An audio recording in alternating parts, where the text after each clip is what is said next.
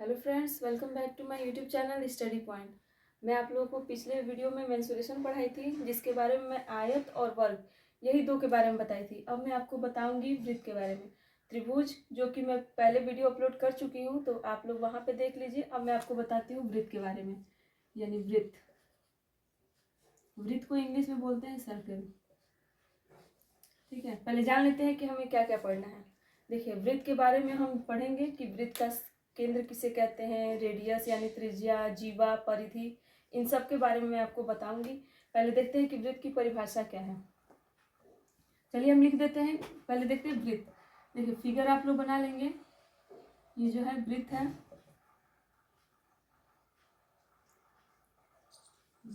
ये इसका केंद्र है।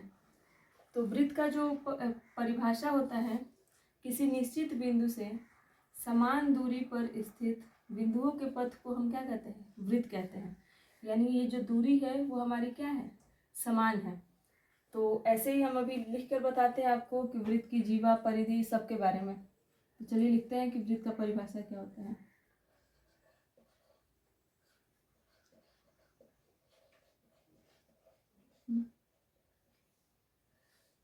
देखिए, वृत्त किसी निश्चित बिंदु से समान दूरी पर स्थित बिंदुओं का बिंदुपथ वृत्त कहलाता है।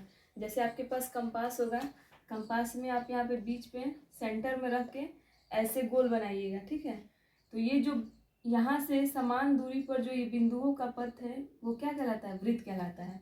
अब बोलेंगे बिंदु कैसे, जैसे कई बिंदु मिलकर ही एक रेखाखंड बनाते हैं। ये जो रेखा बना है, इसको बनाने में हजारों लाखों बिंदु मिले हैं, तब जाके एक रेखाखंड तैयार हुआ है। ठीक है, तो देखिए, किसी निश्चित बिंदु से समान दूरी पर स्थित बिंदुओं का पथ वृत्त कहलाता है। इतना तो समझ में आ गया। अब हम देखते हैं कि त्रिज्या किसे कहते हैं।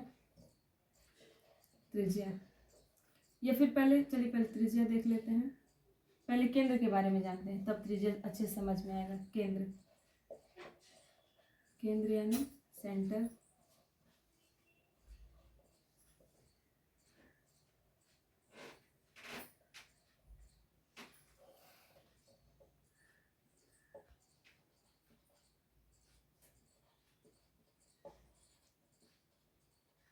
वृत्त के बीच स्थित बिंदु को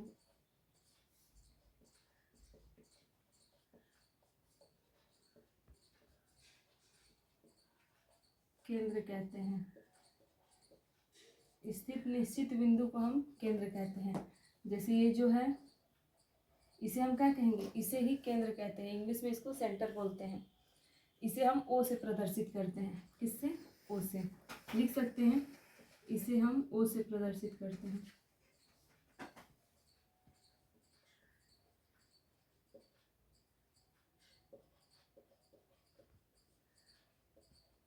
इतना नोट कर लीजिए, फिर मैं आपको बताऊंगी त्रिज्या के बारे में कि त्रिज्या क्या होता है।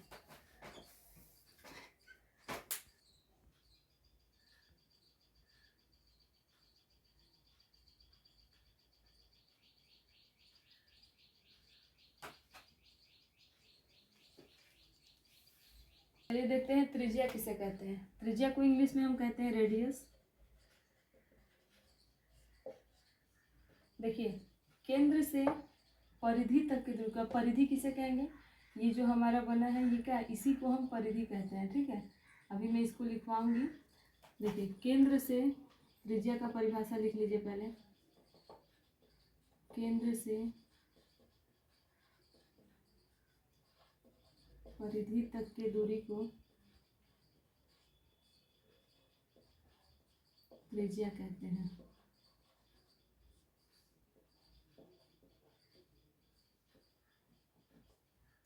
इसे हम स्मॉल आर से प्रदर्शित करते हैं। स्मॉल आर से प्रदर्शित करते हैं।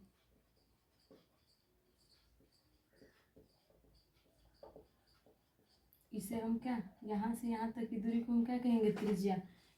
या फिर ऐसे दिया है गोला यहाँ, या फिर ये सभी दूरियां क्या होंगी, समान होंगी। ये सब क्या कहलाएंगी, त्रिज्या कहलाएंगी।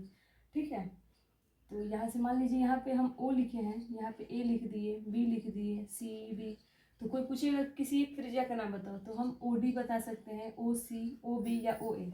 ये सभी, इन सब की दूरी क्या है, समान है। ठीक है। अब हम जानेंगे कि त्रिज्या के बाद हम जानेंगे जीवा के बारे में कि जीवा किसे कहते हैं। ठीक है, देखिए जीवा यानी कोण।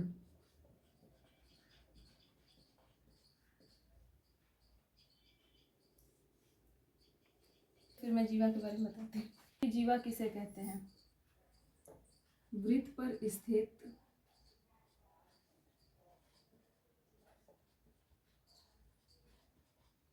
किन्हीं दो बिंदुओं को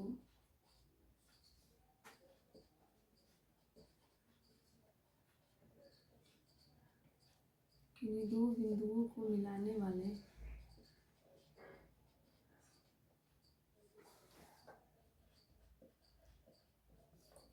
रेखाखंड को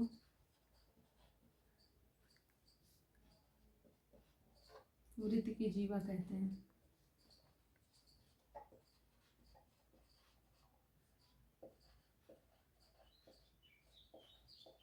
देखिए जैसे ये वृत्त है,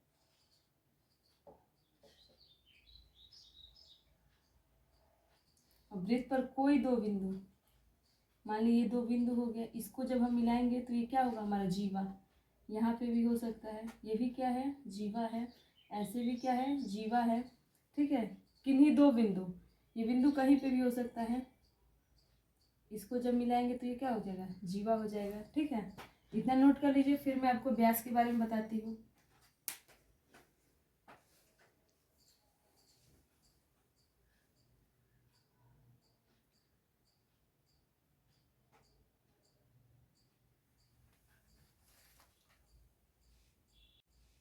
व्यास के बारे में मैं आप लोगों को बताती हूँ।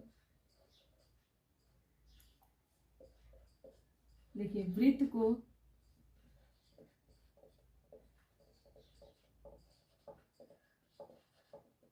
दो बराबर भाग में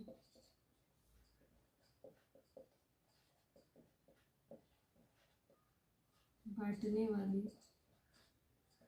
रेखाखंड को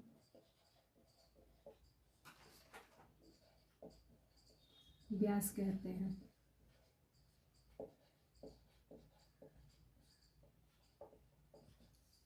यह त्रिज्या का दोगुना होता है, यह त्रिज्या का दोगुना होता है। इसे हम सबसे बड़ी जीवा भी कहते हैं, सबसे बड़ी जीवा कहते हैं।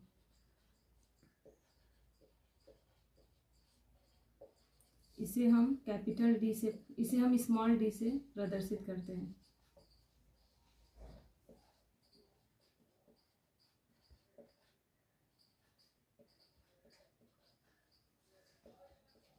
ठीक है, देखिए समझा देते हैं। जैसे ये क्या है, ये केंद्र है ना, ये वृत्त को क्या करता है, दो बराबर भागों में बांट रहा है। ठीक है, तो इसे ही हम क्या कहेंगे, वृत्त का व्यास कहेंगे।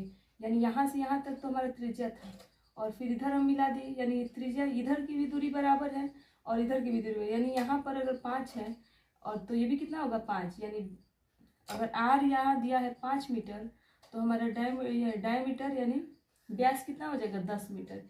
यही हम लिखें कि यह त्रिज्या का दोगुना होता है। ठीक है, जैसे त्रिज्या कहीं भी दिया रहेगा कि त्रिज्या दिया है 3 मीटर और वहाँ पे आपको व्यास निकालना है, तो व्यास कितना हो जाएगा, सीधे इसका दोगुना कर देंगे यानी 6 मीटर हो जाएगा।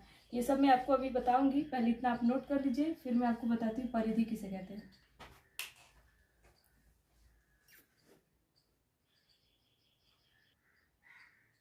अब देखिए मैं आप लोगों को बताती हूँ परिधि के बारे में, यहीं पे लिख देते हैं।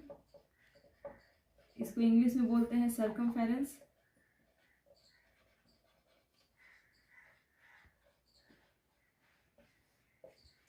ठीक है,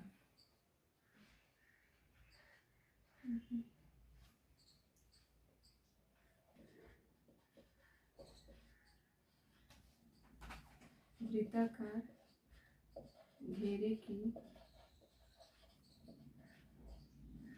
लंबाई को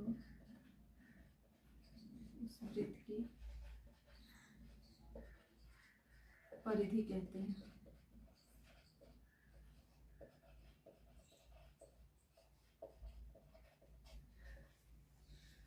यानी जो घेरा का ये जो लंबाई है इसी को हम क्या कहते हैं, परिधि कहते हैं। ये सब नोट कर लीजिए, फिर मैं आपको अपने नेक्स्ट वीडियो में बताती हूँ।